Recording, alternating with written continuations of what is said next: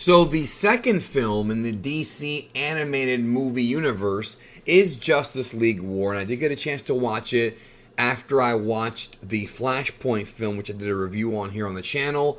I decided to go ahead and watch all of the DCAMU movies and give my thoughts on them. And if you are part of the, I guess, the World of Geekdom DCAMU movie club or whatever, this is the next film. If you haven't seen it yet, go watch it. Come back for the review. And if you have seen it, the one I'm going to be watching next is Son of Batman. So I'm looking forward to seeing that very much because I know it's about Damian Wayne and look forward to that. But Justice League War came out in 2014. It's an adaptation of the Justice League origin story by Jeff Johns and Jim Lee, which was basically back during the New 52. And I think it was New 52, right? Yeah, because I'm pretty sure that all of these DCAMU movies are adapted from or take inspiration from the New 52. And I actually didn't read any of those comics. Those came out, it's been 10 years, but those came out when I wasn't really into comics. Not because I didn't like them, but because I was doing other things in my life. But, so these stories are all kind of new to me. But it's interesting because Justice League War, a couple things I noticed right off the hop. Well, first of all, the plot, we're going to go into it here. The plot is basically a revised, it's sort of like what they did with Zack Snyder's Justice League, except not exactly the same. And I'll explain what I mean in a minute. But basically, the Earth is in danger because DARKSEID's forces from Apocalypse are coming. There are parademons everywhere, and it's up to the Justice League to get together to form the group and to protect the Earth from DARKSEID coming and terraforming it and invading. And that's pretty much the story, kind of like what they did with Steppenwolf in the Zack Snyder version. But what I thought was interesting as far as the story goes and how it mirrored that version was the focus on Cyborg. So in this movie, they have to form the Justice League, and pretty much every hero already has his power. We have Green Lantern, we have Superman, we have Wonder Woman, and when I say have his power, I mean like, every hero, his or her, has their origin already there. Like, they're already superheroes. Even Shazam, and I love what they did with Shazam in this movie, even Shazam is already Shazam. But the one character that did not have an origin was Cyborg, and the movie spends a lot of time with Star Labs, with Silas Stone, and Victor Stone, and how Cyborg became Cyborg. I don't think it was as deep as Snyder's movie, because that one really explored this really strong relationship between Silas and Victor, and it was very emotional, and sort of the pain and torment that he went through to become Cyborg. But this movie, because it was shorter, it wasn't 4 hours, they had to kind of rush through that. And that's one thing I will say about this movie is it's an adrenaline rush because there's not much in the way of plot. The plot is very dry, okay? The plot is not as dense or as interesting as the one in Flashpoint Paradox at all. It's much, much more basic. DARKSEID shows up. They got to fight him. At one point, Superman gets kidnapped and Batman has to save him. And that happens in the film. And they have sort of some pretty interesting stuff here, though, because unlike Snyder's movie, you have Green Lantern here and Shazam and other characters. Wonder Woman acts very different than she did in the Snyder movies, but I enjoyed her here. I thought it was funny. I thought that the character relationships between Green Lantern and Batman were awesome. I thought Flash was awesome. I thought Superman, while he was on screen, was cool. And really, Batman and Green Lantern kind of carry this movie. Wonder Woman has her own little mini plot, but really they're the ones that carry the film. And Cyborg.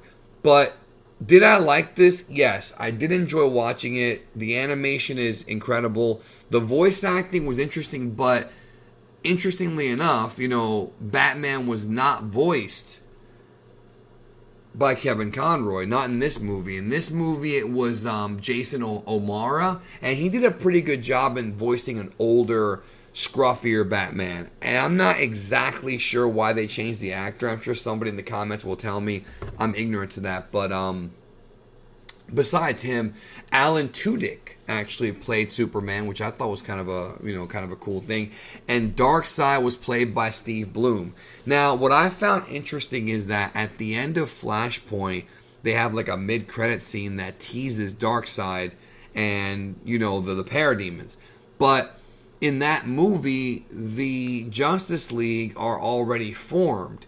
Whereas in this movie, they're not. So I was confused about that. I know that the DCAMU are supposed to be tied together. I know that the next movie that ties into this one specifically is going to be the one, the Atlantis War, which I'll be doing that not next, but the 2 movies after. But because we're doing this by release order. But I was a bit confused only because, like, I was wondering if, like, that movie's in a different timeline or if that takes place after this one. It was just weird because I thought they were already formed, but they do spend the majority of the movie forming the Justice League. I wish they would have given each character more time, but I know that they're going to be doing that in the future films. But I'll tell you what, in my opinion, I thought that they really paced things out better than even the theatrical Justice League, this Joss Whedon one. Like, I thought that this was actually significantly better than that, and that's saying something. The no Russian families, none of that stuff. But the movie, once the battle with DARKSEID begins, man, it takes up a lot of this, and it was cool. I mean, it was violent.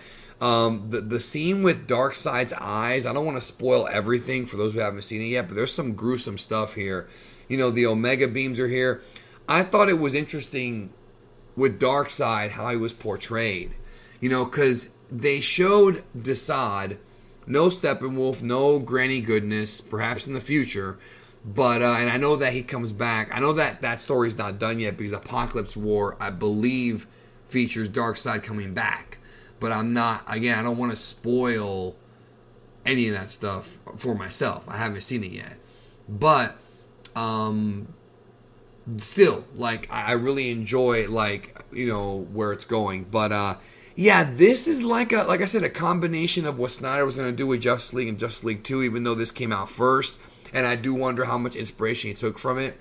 But I liked it. It was a bit rushed, I'm not going to lie. It felt, unlike Justice League Flashpoint Paradox, this did feel, even though it had some profanity and some blood, it did feel like one of the 90s DC movies. It felt a bit less adult in the themes. It felt more like a superhero soap opera.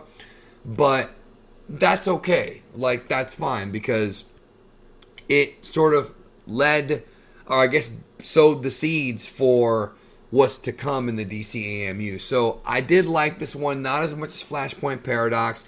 The next one I'm going to watch is Son of Batman, and I know that's going to be a totally different style from this one, so I'm curious about how that's going to go.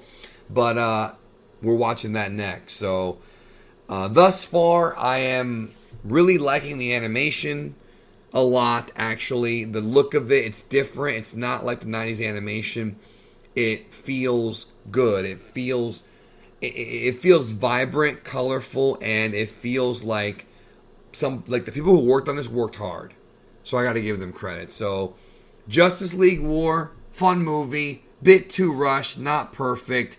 I give it, if you're gonna ask me to give it like a number, I'd probably give it like a 7 out of 10. You know what I mean? Like, good, not great, not amazing, but still good. Like, I still enjoyed it, and we'll see what happens next. A bit dry, like I said, but let me know what you thought about this film in the DCAMU. And up next, Son of Batman. Let's see how it goes. Talk to you soon.